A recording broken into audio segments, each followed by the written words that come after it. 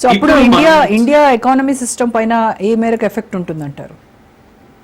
భారీగా ఎఫెక్ట్ ఉంటుందమ్మా. ఇది మామూలుగా ఉండదు. ఇక మనము ఊహించలేం. ఒక్కసారి మనకు నేను అనుకుంటాను, ఒకటేమో 40% ఆయిల్ రష్యాను వదిలేసి మనం ఎక్కడి నుంచి తీసుకురావాలి, మళ్ళీ ఏ ఏ దేశాలకు వెళ్ళాలి, ఎవరిని అడుక్కోవాలి, ముఖ్యంగా మిడిల్ ఈస్ట్ కంట్రీస్ కు వెళ్ళాలి. మళ్ళా అక్కడ ఇబ్బందులు ఉన్నాయి. మనము తీసుకురానందుకు ఇప్పుడు లాభపడ్డాము, ఇప్పుడు అది పోతుంది. దీంతో పాటు ఆ ఆయిల్ డిస్కౌంట్ తో వచ్చిన ఆయిల్ మనం కోల్పోవడం ఒకటే కాదు, మన దగ్గర రిఫైనరీస్ ఉన్నాయమ్మా, చాలా రిఫైనరీస్ ఉన్నాయి. ఐఓసి, హెచ్పిసిఎల్, బిపిసిఎల్ లాంటి పెద్ద పెద్ద రిఫైనరీస్ ఉన్నాయి. ఇవి ఇక్కడ రష్యా నుంచి తెచ్చిన ఆయిల్ ను రిఫైన్ చేసి ప్రపంచ దేశాలకు అమ్ముకుంటున్నాయి. ఈ మధ్యలో జరిగిన లాభము భారత ప్రభుత్వానికే కాదు, ఆయిల్ రిఫైనరీస్ కు కోట్లాది, వేల కోట్ల, లక్షల కోట్ల లాభం జరిగింది. ఇప్పుడు అవన్నీ ఆయిల్ రిఫైనరీస్ ఏమవుతాయని తర్వాత మార్కెట్ పడిపోతుంది ఒక దెబ్బకు. యుఎస్ ఫైనాన్స్ తో ముడిపడిన బ్యాంకులు అన్ని కూడా, మన బ్యాంకు ఉదాహరణకి ఎస్బిఐ, తర్వాత బ్యాంక్ ఆఫ్ బరోడా లాంటివి అన్ని కూడా ఒకసారి బ్లాక్ లిస్ట్ లోకి వచ్చేస్తాయి. ఇవన్నీ కూడా మన ఆర్థిక స్థితి కూడా కాస్త ఇబ్బంది అయిపోతుంది తప్పకుండా. అలాగే మనం ఐటీ, ఫార్మా, తర్వాత మ్యానుఫ్యాక్చరింగ్ ఇవన్నీ కూడా యుఎస్ కు సప్లై చేస్తున్నాం, రష్యాకు సప్లై చేస్తున్నాం. ఇప్పుడు ఈ సప్లై ఆగిపోతుంది, మనకు వచ్చే లాభాలు రాకుండా పోతాయి. ఫార్మా పర్టికులర్ గా చాలా పెద్ద ఎత్తున 2 దేశాలకు పంపిస్తాం. మనం అమెరికా కూడా కొనదు. మీరు రష్యాతో తీసుకుంటున్నారు కనుక అమెరికా కొనదు, పైనుంచి రష్యాకు అమ్మొద్దు మనం. ఇలాంటి టెక్నాలజీ తర్వాత సాఫ్ట్వేర్ కూడా మనం సప్లై చేస్తాం. ఒక్కసారి ఉద్యోగాలు పడిపోతాయి, ధరలు విపరీతంగా పెరిగిపోతాయి, ఇన్ఫ్లేషన్ వచ్చేస్తుంది పెద్ద ఎత్తున, ద్రవ్యోల్బణం పెరిగిపోతా ఉంది, సెమీ కండక్టర్స్, ఎలక్ట్రానిక్స్ లాంటివన్నీ కూడా మనము పెద్ద ఎత్తున బిజినెస్ డీల్ ఉంది ఈ కంట్రీస్ తోటి మనకు. ఇవన్నీ కూడా మనం తట్టుకోలేదు అసలు. ఎఫ్డిఐ ఇన్వెస్ట్మెంట్స్ ఒక్క దెబ్బకు పడిపోతాయి. మన దగ్గర ఎఫ్డిఐ బాగా వస్తుంది ఈ మధ్య, ఫారిన్ డైరెక్ట్ ఇన్వెస్ట్మెంట్.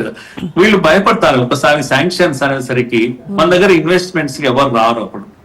సో ఎంత మనము ఊహించలేము.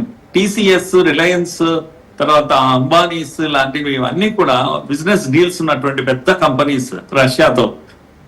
ఇవన్నీ కూడా అన్నిటికీ తోడు మనకు రష్యాతో డిఫెన్స్ డీల్స్ ఉన్నాయమ్మా, ఆయిలే కాదు. డిఫెన్స్ డీల్స్ ఎంత ఉన్నాయి అంటే మనం ప్రతి ఆయుధము ఆ రష్యాతోనే కొంటాం. మొన్న యుద్ధంలో కూడా మనం చూసాం ఎన్ని వెపన్స్ అన్ని కూడా మనం రష్యా పైనే డిపెండ్ అయి ఉన్నాం. కనుక ఒక రకంగా చెప్పాలంటే మన యొక్క ఆర్థిక స్థితి కాంప్లికేటెడ్ గా మారిపోతుంది. వెరీ టఫ్ జాబ్ ఇప్పుడు దీంట్లో నుంచి మనం బయటపడడం కూడా. అందుకని ఆషామాషి విషయం అయితే కాదు. కాకపోతే మీరు 50 days ఏదో టైం ఇచ్చాడు ఆయన, 50 days లో మీరు ఇది రావు. బహుశా నేను ఆ 50 days లో మళ్ళా పాజిటివ్ గా రిజల్ట్స్ వస్తాయి. ఎందుకంటే రష్యా కూడా ఇప్పటికిప్పుడు ఎదుర్కోలేదు ఈ సెకండరీ శాంక్షన్స్ వల్ల. రష్యా చాలా నష్టపోతుంది. ఈ ఆంక్షల గురించి ఏమైనా రష్యా ఆలోచించి ఒక అడుగు వెనక్కేసి, అంటే భయపడి నిజంగా ఒత్తిడికి లోనయ్యి వెనక్కి తగ్గేటువంటి అవకాశం ఉంటుందంటారా?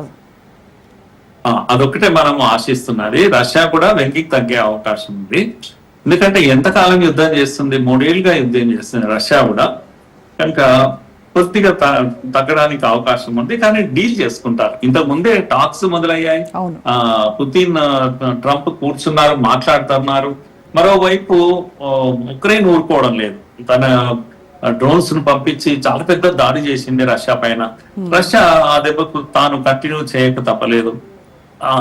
అంటే యుక్రెయిన్ ధైర్యం కూడా అమెరికాను చూసుకునే కదా.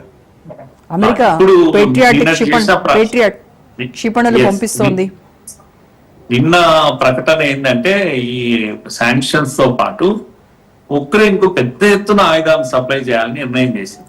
అంటే యుద్ధం అంటే ఒత్తిడి తేవడం. ఇదంతా మనం అర్థం చేసుకోవాల్సిందంటే ప్రెషర్ చేయాలి, రష్యా పైన ప్రెషర్ చేయాలి. ఒకటి యుద్ధంలో ప్రెషర్ చేయాలి, 2 బిజినెస్ లో ప్రెషర్ చేయాలి, 3వ ప్రెషర్ ఏంటి అంటే ఉక్రెయిన్ ఆయుధాలు పంపిస్తున్నామనే ఒత్తిడి కూడా.